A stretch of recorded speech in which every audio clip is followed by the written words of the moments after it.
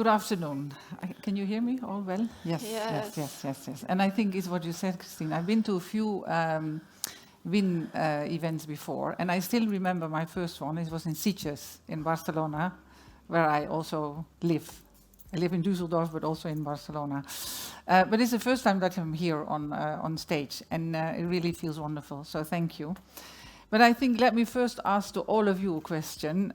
When have you been for last in a CNA store?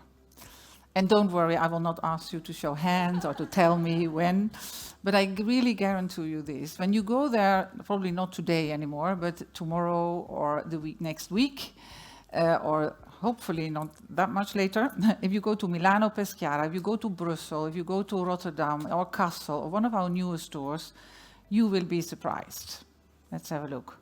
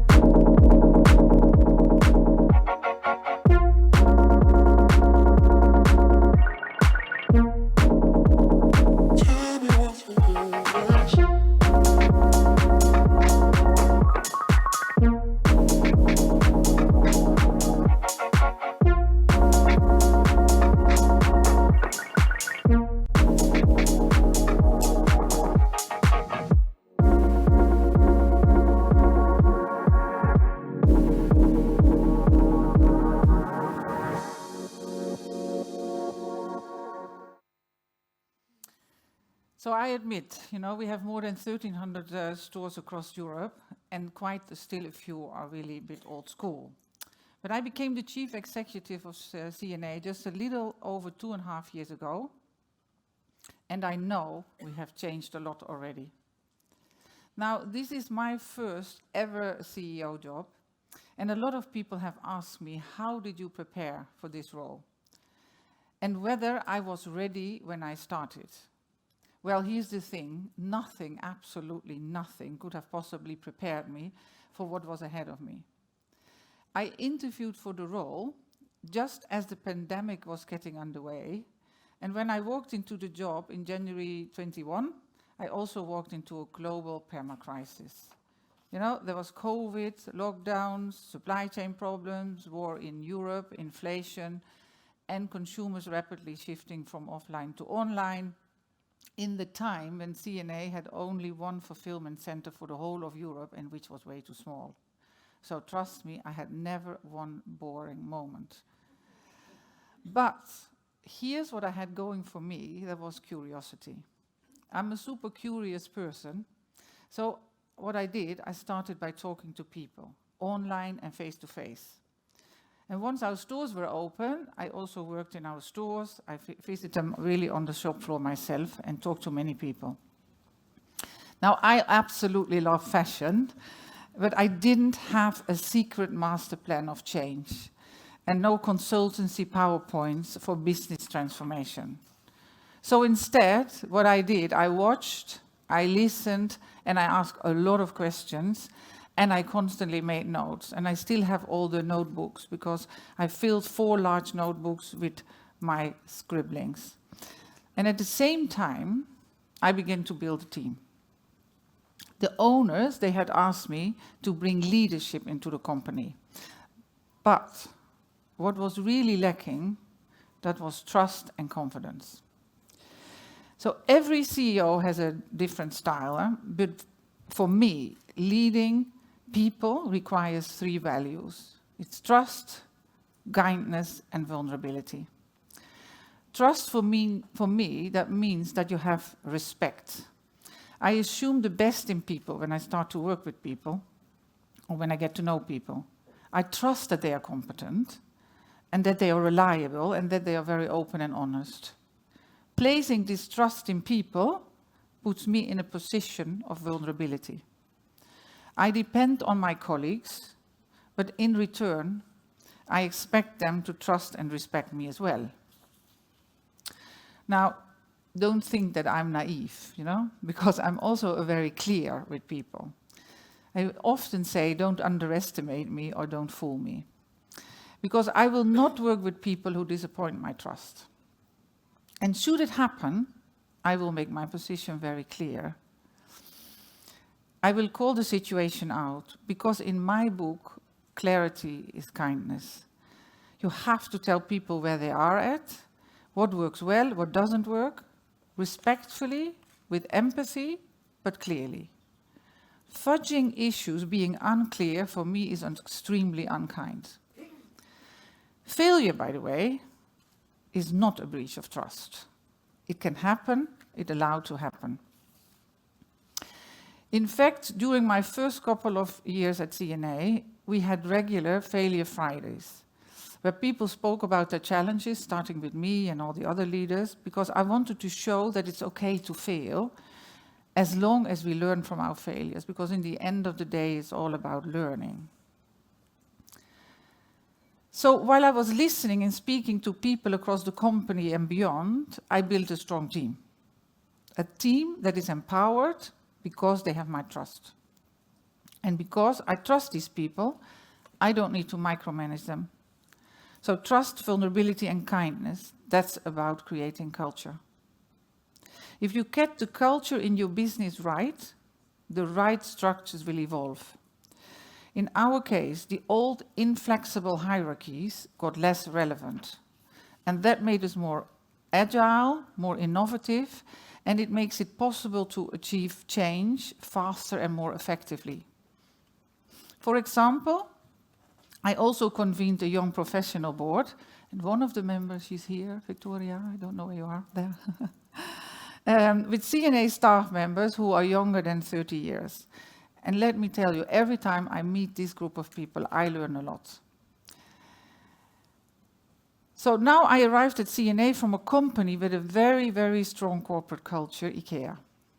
In fact, my career grew in line with IKEA's global success. So why did I leave then IKEA? Before, beyond the temptation of running a company. Well, before saying yes to CNA, I asked myself the same 3 questions that I ask before every career movement within IKEA. And that is always number 1, will I enjoy the job I will do every day? So what is my task? The second thing is, who's my boss? Is it a person who I can respect and trust? And the third thing is, who are the people I'm going to work with? Because I can't do it alone. That's my starting point. And when I say yes to all the 3 questions, I grab the opportunity and dare to take the job. None of this happened without challenges. I still remember, towards the end of my maternity leave, my daughters are 25, I have twins, a manager who I didn't really know came to our house and offered me a job that effectively was a demotion. I didn't play along, left this part of the business and started running parts of supply chain of IKEA. There, I was at that time the only woman in that part of IKEA. And I recall a moment, we were discussing a project and I said, I feel this or that about the plans.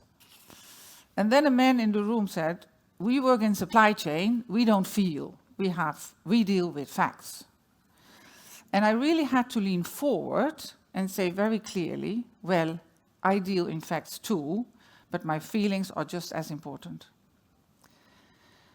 So if there is one piece of advice that I have for women in business, then it's this. Believe in yourself and have confidence. Never ask, am I the right person for this job? I think we need to flip it. Ask yourself, why shouldn't this role be for me? And if you think it's a job that you will enjoy and you'll be working with the right people, then seize the moment and make it yours. That's how more than 2 years ago I arrived at CNA. I spoke about my listening skills and exercises and about my building my team, but I quickly realized that I had 3 challenges I had at my hands that were much more existential for us than dealing with the perma-crisis. For starters, we had to rebuild the brand CNA. During my first few months, so many people in the company asked me, Giny, who you want to be? Who do you want us to be? Massimo Dutti, Primark, H&M? And I really didn't understand the question. I said, no, we just want to be us. We want to be CNA. So we have to rediscover and rebuild the values and the identity of our own brand. And that includes how our stores and also how products look like. Next, we had to fix our business model. Instead of pushing stuff into a store, we are now driven by data and consumers. That also meant that we had to go omni-channel rapidly, improving our website and building European distribution centers. We had to stop the constant discounting. Discounts are super addictive and they kill a brand. And finally, we had to become more sustainable. Because let's face it, fashion is a wasteful industry, but it does not need to be. So we started rebuilding, we developed plans, and we communicated them. My team and me, we constantly talked about what we were doing and what we were planning internally and externally. Things were messy, and still are, and we simply couldn't wait for the success stories to materialize. So instead, we told people what we were doing, we explained our plans with clarity and honesty, and this changed our culture and rallied our staff around the CNA brand and its values. So, who is CNA today? What do we stand for? We developed several possible statements, but all our co-workers agreed on this one mission statement for our brand.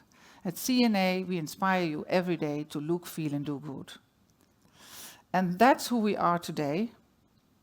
And as CEO, I've still got a lot to do, but my team and I, we are working on it very hard every day, but with full passion, with vulnerability and kindness, but most importantly, with trust and fun. Thank you.